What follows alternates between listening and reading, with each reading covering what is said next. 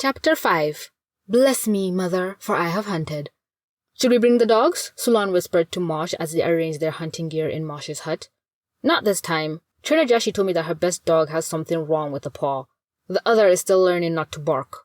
With the sun yet to rise over the valley walls, the valley lay in shadow. The evening before, Jabu had tasked Mosh with organizing the next hunt, as food supplies were low. Mosh chose her lover, Sulan, to join them, and the younger hunter, Nido, to provide her some much-needed experience. That left 2 senior hunters on guard. The small party couldn't hurl as much prey as usual, but with everyone apprehensive of attacks from the sisterhood, Jabu preferred not to send all her hunters away. Mosh selected 3 long-range and 3 short-range hunting arrows. She packed them with some padding into a quiver to prevent any noise as she walked. Her best longbow stood against the hut's door, its grunt string oiled with animal fat. Sulan had armed herself with her favorite hand axe and an extra special weapon. Jabu had loaned her the tribe's best knife, a shining metal blade, 1 hand's width long, set in a bone handle. An excited Nido arrived at the hut, white teeth gleaming with an enormous grin in the darkness. "We're going to kill a massive boar, I just know it," the teenager said loudly. "Shush!" Sulan punched her shoulder. "Don't wake the elders, they'll be angry. It's still an hour before sunup." She cast a critical eye over Nido. "What have you done with your head?" "Shaved it! Or at least my slave did. My cunny too. And my arms. Everything. I can move through the bushes much faster now." She ran a hand over her smooth scalp. Sulan scoffed. "That makes you faster, does it? Mosh here is the fastest runner, and she's got a forest growing down there." "Hey!" Mosh whispered as loud as she dared. "Don't give her shit. It's her first real hunt. She's excited." She gave Nido a quick hug around her waist. "Did you bring the food?" "Yep. My slave cut some dried meat, and he packed baked taro, fruits, and bread. He's not so great at the bread making yet, so it's hard and crummy."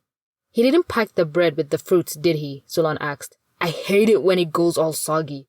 "Mother's sake, you can be such a soft cock sometimes, Sulan," Mosh said, making Nido giggle. "Did he give you a fresh water skin?" Sulan ignored the jibe. "Yep, 2. "Okay, leave 1 here. We don't want too much weight. Not if you have to bring back that huge boar of yours." "True," Nido said, and swung her short spear around in an arc, within inches of the women's kneecaps. "Fuck! Watch what you're doing with that thing. Do we look like boars? Let's get going before we wake up the whole village," Mosh said, picking up her longbow. She checked the string for tightness and then led the way, past the other huts, through the surrounding jungle foliage, towards the outer tribelands. They walked in single file to reduce any noise from branches and twigs. Nido, having already learned the basics, placed her feet in the same spot as Sulan. It was wise to practice even before they started the hunt. "Wait for me," Sulan tapped Mosh on the shoulder. "I'll be back." "Eh?" Mosh asked, but Sulan had gone. "Gone for a piss?" Nido asked. "Mother knows. Hope she's quick, though." Mosh leaned against her longbow, bouncing it to test the flexibility of the yell wood. Nido checked the sharpness of her spear's bone tip for the 100th time. At last, Sulan reappeared, with Darev in tow.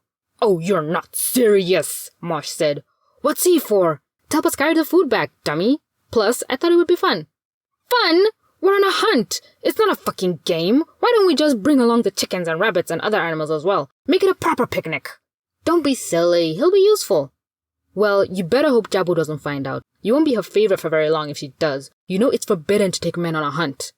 Nido spoke up, having stepped well away from Darev, a worried look on her face. "Isn't he the one seating the chief? That means he's still got his balls. He's dangerous!" "He's not dangerous," Sulan sighed. "He's very meek. Don't worry about it. You've got me and Mosh here anyway. You're safe, little one." "Ahem! Once again, ladies, I can hear everything you're saying," Darev said. "Shit, he talks like a woman," Nido said. "Let's just go," Mosh set off without waiting for an answer. Sulan put Nido between her and the other hunter to make her feel safe, and Darev followed last, Sulan confident that he wouldn't try anything. Hunter Kesh, a tall, muscular woman brandishing a club close to the size of Jabu's, stopped them at the perimeter. "Mother, save us! What the fuck is he—" "Don't ask," Mosh interrupted her, exchanging the routine hunter's fist bump. She strolled past, leaving Kesh shaking her head. They climbed higher through the forest, headed for the hunting grounds. Trees thinned out into shrub and shale rocks. The sun rose as they made the ridge line, breathing heavily. From here they could see down the valley, past the village, and all the way to the river. In the opposite direction, yet another valley, trapped between this ridge and the next. But beyond that, the ripples of ridges and valleys became higher and higher, rising into the eastern mountains. This high up, the breeze carried a sharp, chilly edge. What an amazing view, Darev said, taking it all in. Nido eyed him as he stood, hands on hips, a white-skinned man, dressed in Sulan's rabbit skin of all things, smiling as he enjoyed the scenery. Does he have to talk? She asked. It sounds weird. It makes me nervous. Relax. He's likely never been up here, or had the cool mountain air blowing around his balls, Sulan laughed. But, Darev, shut the fuck up. She gave him a light cuff. You've named him? Nido exclaimed. You're weird, Sulan. Do you name everything? It's always been my name, Darev said, but then had to duck Sulan's second slap and almost stumbled on the loose rock. Shut up! You get us both in trouble, she said, and say nothing back at the village, Nido, okay? It's not your concern. The discussion ceased. Mosh let them enjoy the view for a while longer. We might get lucky without having to climb the next ridge. Don't forget, every step is one we have to make on our return. The downward side of the ridge was steeper. When Mosh decided they were ready, they slid down the loose slade and into the alpine grass and shrubs. The party made both an intimidating and confusing sight. 2 tall hunters, hair tied close to their heads, hide strapping hold their breasts tight against their chests for running, and skin skirts slung around their waist. Mosh with longbow and arrow quiver on her back, Sulan with her hand axe bound to her hips and the gleaming tribe's knife always in one hand. Between them, the smaller, even darker, Nido, her black skin shaved smooth from head to toe, bare-breasted with a single hide around her hips. The morning sunlight glinted off her bald head. She kept her spear at the ready, in the throwing position even now, as if wild boars were in the habit of jumping out in front of hunters. And then Darev, the white-skinned, bald man-slave, a skinny wrench of a creature shivering in ill-fitting rabbit skin. He struggled with the terrain, because he paid more attention to the view than where he was stepping. His head wound had healed at least, the bandages removed from his mop of graying hair. He now spotted a beard of spots, sprouting over his chin and cheeks. For all his aches and pains, today his feet gave him the most trouble. Ow! His foot had found a sharp stone among the grass and he sat down to rub it. I don't think he does much walking, Nido said. He doesn't do much of anything, Sulan answered. Well, except fucking. He's okay at that. Mosh was further ahead, scanning the dirt for animal spoor. Yeah, well, that won't be any use if his seed's no good, she said over her shoulder. I think mountain goats were here. We might be in luck. She rubbed some dung between her fingers. No boar? Nido asked. Honey, those are very rare, you know? It takes a week to find one, not a day. A big goat will be a grand enough prize. Maybe even 2 goats if we're lucky. She walked back to Nido and put her arm around her shoulder. How about you try to take one down with that spear of yours? Climb the kill, eh?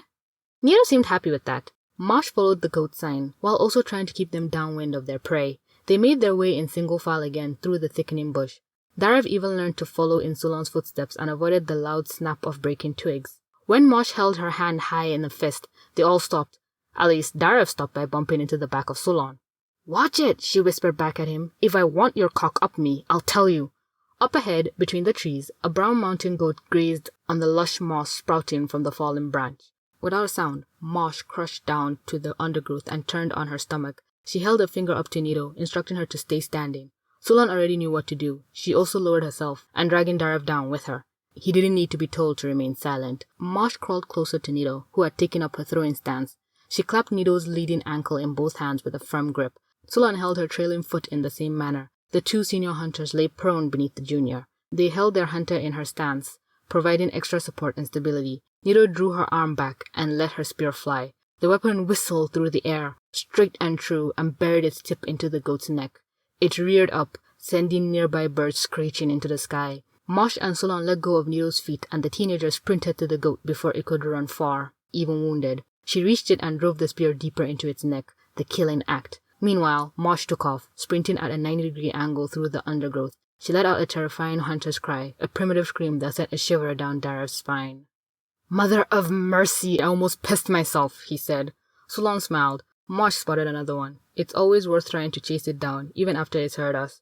Sure enough, Mosh returned, dragging a smaller brown goat behind her. She'd broken its neck for the kill. No longbow required. But the real prize was Nido's. The larger goat was her first kill. A year of practice with the spear had paid off. She sat on the ground with the dead goat's head in her lap, grinning from ear to ear.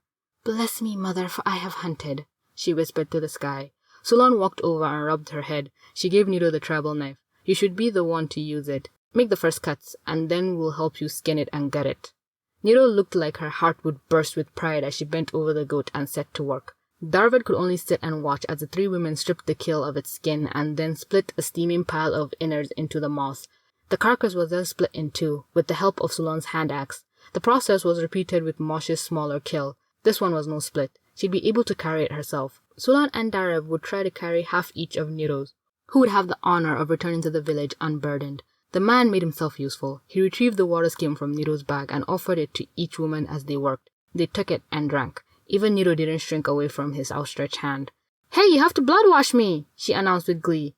"Nah, that's old stuff. You don't need to worry about that," Mosh said. "Aw, please. I've been learning about the old ways. I want to be blood washed. It makes me a true hunter. It's proper."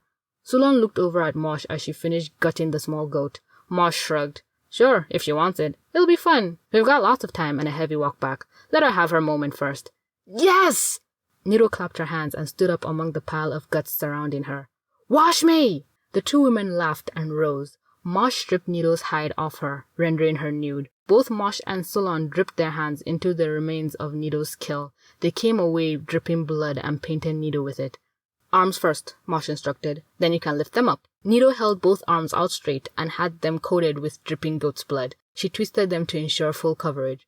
"Okay, arms up." The ritual was primal, animalistic, and as pairs of hands moved over every inch of the new hunter's body, it was sexual too. Nido grew aroused at their touch, unable to hide little twitches when her sensitive parts were painted.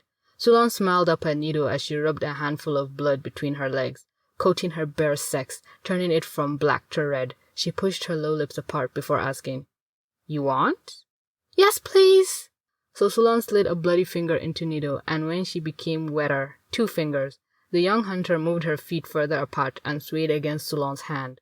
Mosh stood and moved behind Nido, cupping her breast from behind and pinching her hard nipples. Nido drew her head back and moaned. When Sulan had Nido close to climax with her smooth, rhythmic fingers, she leaned in and pushed her mouth against the teenager's bare mound. She found the girl's mother spot. Expert licking earned her a yelp from above as Nido climaxed, grinding against Sulan's mouth. Sulan, her chin shining with a mixture of goat's blood and Nido's sexual fluids, looked around at Mosh with a bloody grin. "Nothing tastes better than a hunter losing her virginity." Mosh slapped Nido's trembling bottom. "She's good, isn't she, my Sulan? Don't get any ideas, though. She's mine. This was special for your first kill. If you want to be licked like that, teach your manslave to do it, or find a partner." Nido collapsed in a heap, recovering. "Sure," she panted. "Ahem." Darev spoke up from where he'd been sitting just a few feet away. "I don't suppose I can watch you three do that again, just before I have to see your chief tonight, to get me in the mood?" The answer was a pile of goat entrails thrown in his face.